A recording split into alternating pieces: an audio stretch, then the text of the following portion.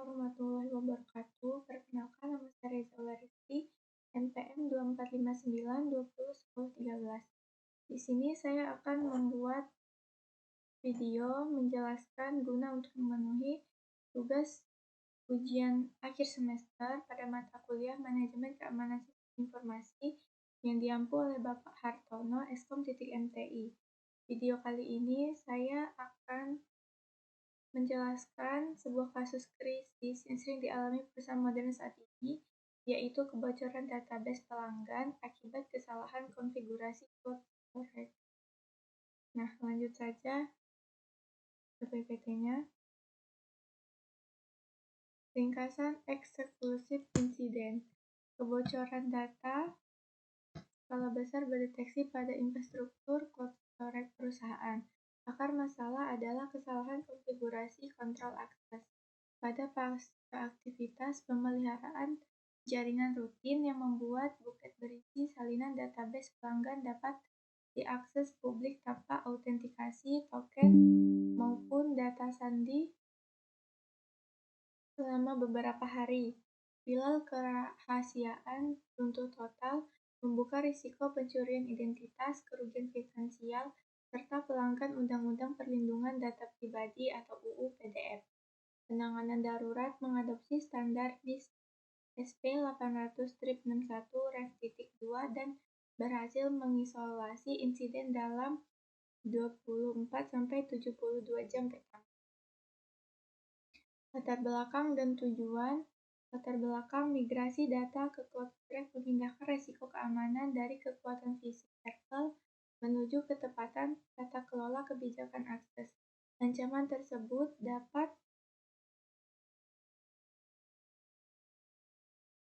saat ini bukan malware canggih, melainkan kelayalan internal berupa kesalahan konfigurasi teknis yang dapat membuka folder rahasia ke jaringan publik. Tujuannya ada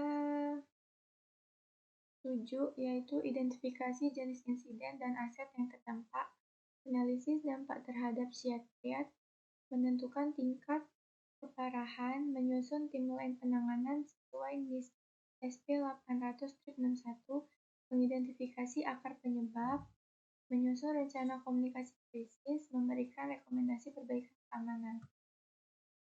Kronologi singkat insiden. Pada tanggal 10 Juli 2026, Helpdesk menerima laporan database dapat diakses via tautan cloud storage publik. H-3, investigasi mengungkap pemeliharaan sistem 3 hari sebelumnya mengubah buket dari privat menjadi publik. 3 hari terpapar, mekanisme autentikasi tidak berfungsi. Data dapat diakses dan diunduh siapa saja yang tahu tautan. Teruskan, laporan terverifikasi dan diteruskan ke Incident Response Team untuk penanganan darurat. Terkendali, akses publik ditutup, konfigurasi dikembalikan ke mode aman, akses anonim diblokir total. Identifikasi insiden dan aset terdampak. Jenis insidennya yaitu data breach dan information disclosure. Kategorinya security, technical fault, misconfigured cloud storage, database pelanggan.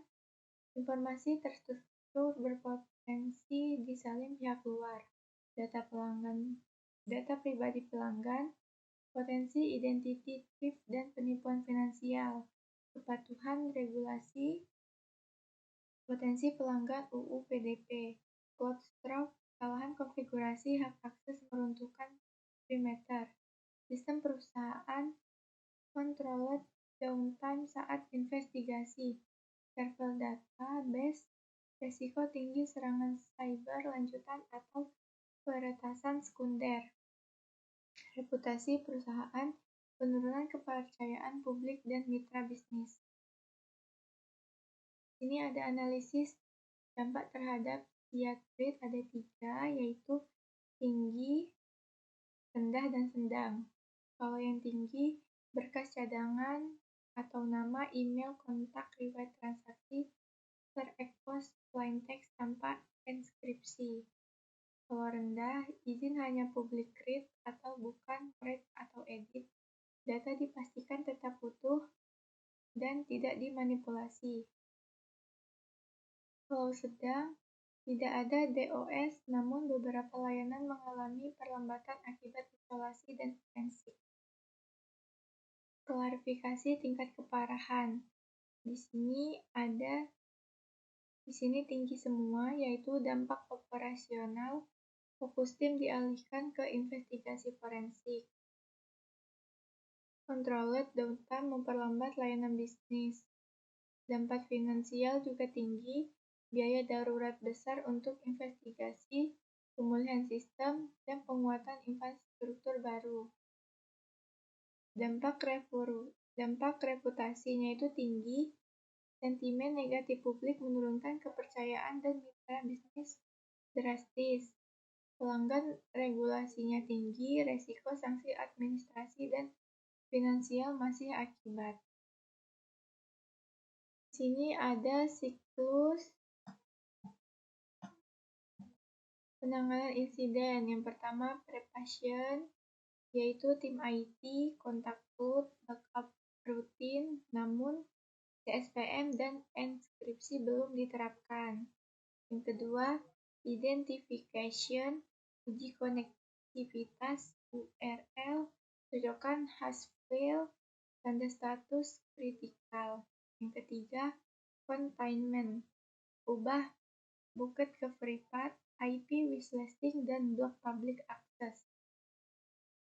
Keempat, eradication, pindahkan backup ke air gapped rock, refresh kredensial, hapus indeks mesin pencari. 5. Recovery, validasi integritas data, aktifkan sinkronisasi terhadap monitoring intensif. Lensos learned, rapat evaluasi formal. Di sini ada timeline penanganan 24-72 jam pertama. Jam 0, laporan awalan dugaan kebocoran diterima help desk.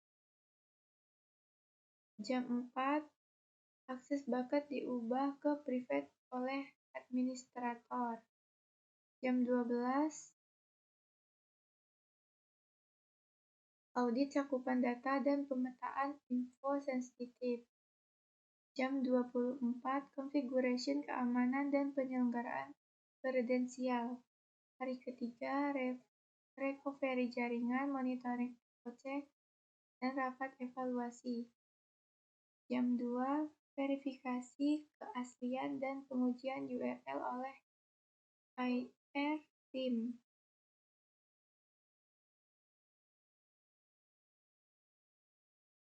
Jam 6, log diamankan, forensik digital dimulai. Jam 18, eskalasi darurat kepada ISO dan manajemen puncak. Hari kedua, validasi integritas data dan laporan sementara. Analisis akar penyebab insiden. Ada 3, yaitu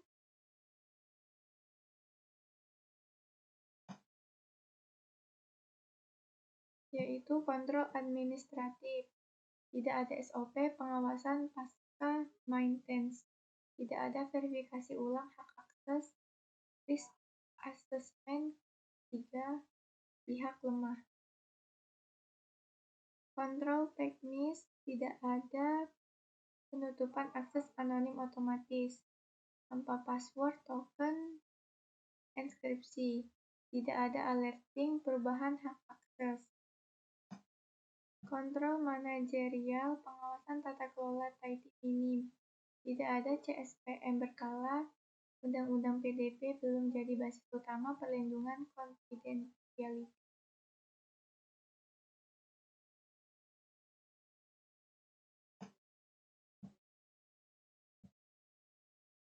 Di sini ada stakeholder dan komunikasi krisis, yaitu ada 4. Komentarian Kominfo, laporan tertulis resmi sesuai Undang-Undang PDP, pelanggan terdampak, notifikasi jujur, dan langkah mitigasi resiko identitas, manajemen investor, eskalasi darurat, dampak finansial dan hukum, tim IR dan forensik digital, instruksi taksi sesuai NIS SP 800-61-2. Strategi komunitas, pelanggan atau portal atau email resmi, transparan tanpa pihak, manajemen dan investor atau dampak dan tindakan taktis, pegawai atau edukasi SOP, media atau suatu pintu melalui juru bicara resmi.